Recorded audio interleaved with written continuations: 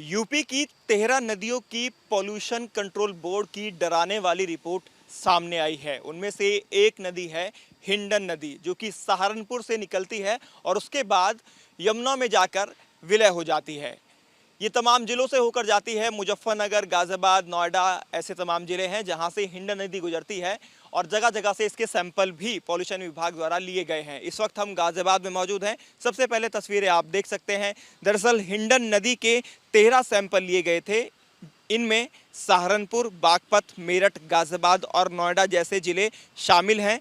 हिंडन नदी के ये सभी सबसे खराब कैटेगरी ई में आते हैं, यानी जो सैंपल लिए गए थे वो ई कैटेगरी के अंदर आते हैं, जिनमें बैक्टीरिया और केमिकल सबसे ज़्यादा पाया गया है। ये पानी आम इंसान के लायक तो बिल्कुल भी नहीं है, यहाँ तक कि ये जानवरों के इस्तेमाल करने लायक भी नहीं है।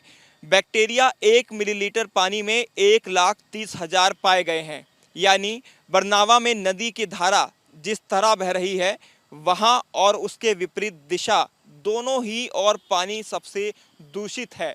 तो ये तस्वीरें हिंडन नदी की हैं और आप देख सकते हैं ये नदी देखने में तो कहीं से अब लगती ही नहीं, क्योंकि हिंडन नदी जो पहले हर नदी हुआ करती थी और हर नदी के अंदर तमाम जो श्रद्धालु हैं वो यहाँ आकर आचमन करते थे, गोता लगाते थे, लेकिन अब वो एक काली नदी के रूप में सिमट कर रह गई है। और नदी का नाम तो हटा ही देना चाहिए, क्योंकि आगे आगे जाकर ये उतनी ही ज़्यादा सिकुड़ती जा रही है और नाले का रूप अब इस हिंडन नदी ने ले लिया है। और पॉल्यूशन विभाग की ये रिपोर्ट अपने आप में बताती है कि इसका पानी कितना ज़्यादा दूषित हो गया है, जो कि ना तो इंसानों के यूज़ में करने लायक है और ना ही जानवरों के। तो आप अंदाज़ा लगा सकते हैं कि नदियों का हाल किस तरह ख़राब होता जा रहा है। जो उनका पानी है वो ख़राब हो रहा है और उसके पीछे की वजह है जो फैक्ट्रीज़ लगाई जाती हैं, केमिकल उन सभी का इन नदियों में छोड़ा जाता है, जिसकी वजह से इनका पानी पूरी तरह से दूषित हो जाता है।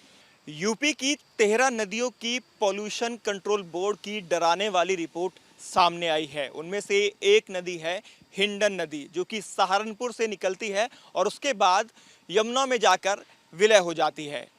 ये तमाम जिलों से होकर जाती है। मुजफ्फरनगर, गाजियाबाद, नोएडा ऐसे तमाम जिले हैं जहां से हिंडन नदी गुजरती है और जगह जगह से इसके सैंपल भी पॉल्यूशन विभाग द्वारा लिए गए हैं। इस वक्त हम गाजियाबाद में मौजूद हैं। सबसे पहले तस्वीरें आप देख सकते हैं। दरअसल हिंडन नदी के 13 सैंपल लिए गए थे।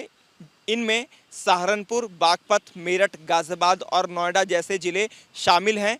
हिंडन नदी के ये सभी सबसे खराब कैटेगरी ई में आते हैं, यानी जो सैंपल लिए गए थे वो ई कैटेगरी के अंदर आते हैं, जिनमें बैक्टीरिया और केमिकल सबसे ज़्यादा पाया गया है। ये पानी आम इंसान के लायक तो बिल्कुल भी नहीं है, यहाँ तक कि ये जानवरों के इस्तेमाल करने लायक भी नहीं है। बैक्टीरिया 1 मिलीलीटर पानी में 1,30,000 पाए गए हैं। यानी बरनावा में नदी की धारा जिस तरह बह रही है, वहाँ और उसके विपरीत दिशा दोनों ही और पानी सबसे दूषित है।